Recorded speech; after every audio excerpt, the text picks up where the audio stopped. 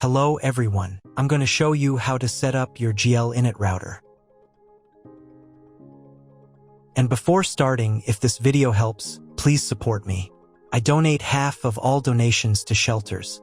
You can find more details in the description below. So, first thing you need to do is turn on the router. Take the power adapter, plug one end into an outlet, and the other into the router.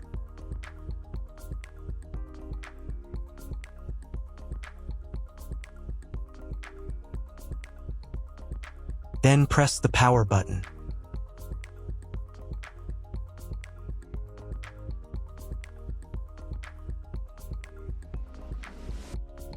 When the router is powered on, the light will turn on.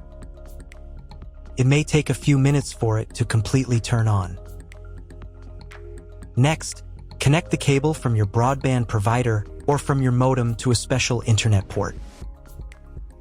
This port usually has a different color and labeled as WAN. Each cable should be inserted until it clicks.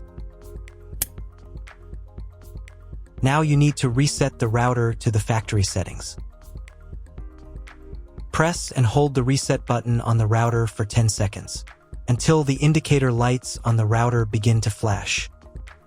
Sometimes this button is located inside the router casing to avoid accidental pressing.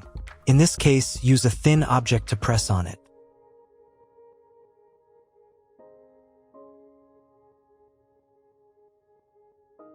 The router will reboot and the settings will return to the factory defaults. Insert one end of the Ethernet cable that comes with the router into one of the Ethernet port.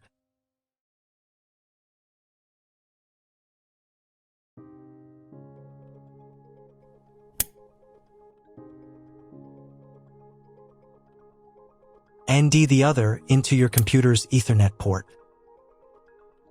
Please wait a few minutes for connection. The router is now connected to your computer. Now you need to set it up. But first, I will show you another method for connecting the router if you do not have an Ethernet cable or your computer does not have an Ethernet port. Connect the router to the power adapter and cable from your internet provider. This will enable Wi-Fi.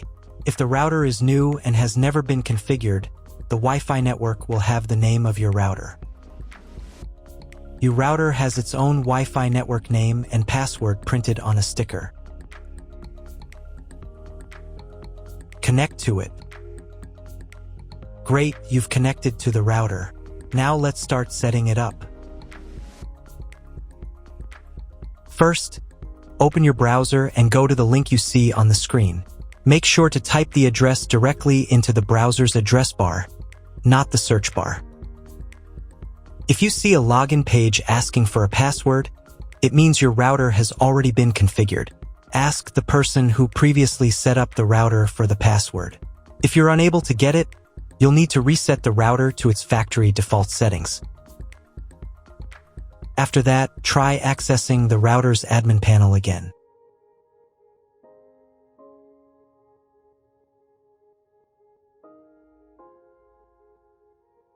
Depending on the firmware version of your router, the setup process may look slightly different. But don't worry, just follow along with the general steps I describe, and you'll be fine. On the first page, you will need to select the router's language. I'll leave it in English. Click the next button to proceed. On the next page, you'll be asked to set an admin password for your router. Your admin password will be used to configure everything inside the admin panel. It is extremely important to keep this password safe and private. Make sure your password is between 5 and 32 characters long. Click the Submit button to continue.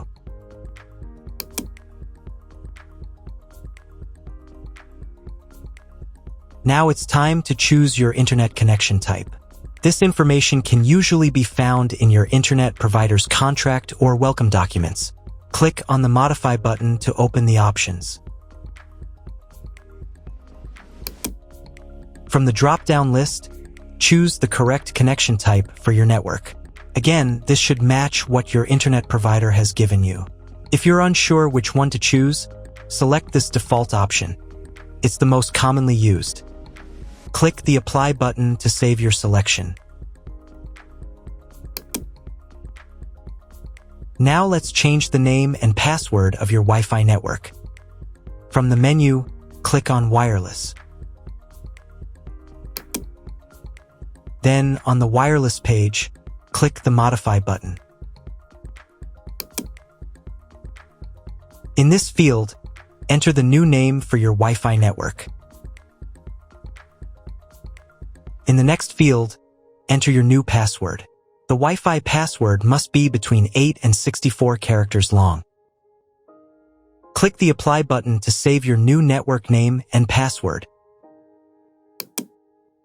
If you are connected to the router via Wi-Fi, you'll now need to reconnect using the updated network name and password. This also applies to the 5 GHz network if you're using both bands.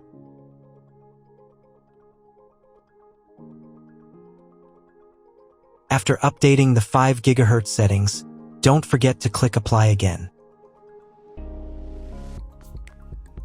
By the way, if you don't need one of the two bands, for example, if you only want to use 5 GHz, you can disable the other one. To turn off the 2.4 GHz network, simply click this switch here.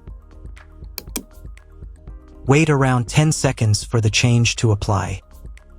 To re-enable it, click the switch again and wait another 10 seconds. The same steps apply if you want to disable or re-enable the 5 GHz network. Once you've finished making all your changes, it's time to reboot the router. Click the Reboot button. Then confirm your choice by clicking Yes. The router reboot will take about 1 minute.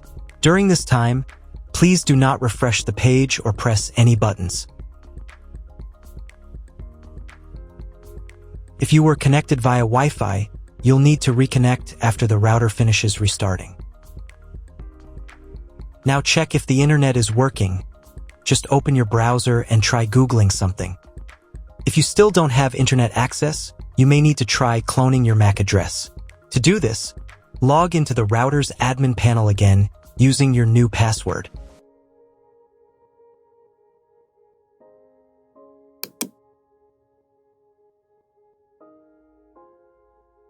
Navigate to the More Settings tab.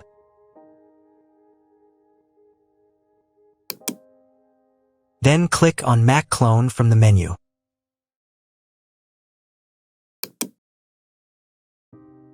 On this page, select the option from the drop-down menu that includes the word clone in parentheses. Your MAC address may look different from mine, and that's completely fine. Click the Apply button to save this setting.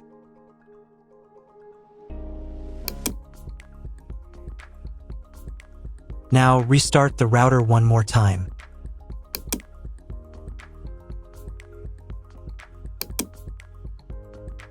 Wait for about 1 minute while the router reboots. If you were connected via Wi-Fi, you'll need to reconnect after the router finishes restarting. Once it's back online, check if the internet is working. Again, just try searching something on Google.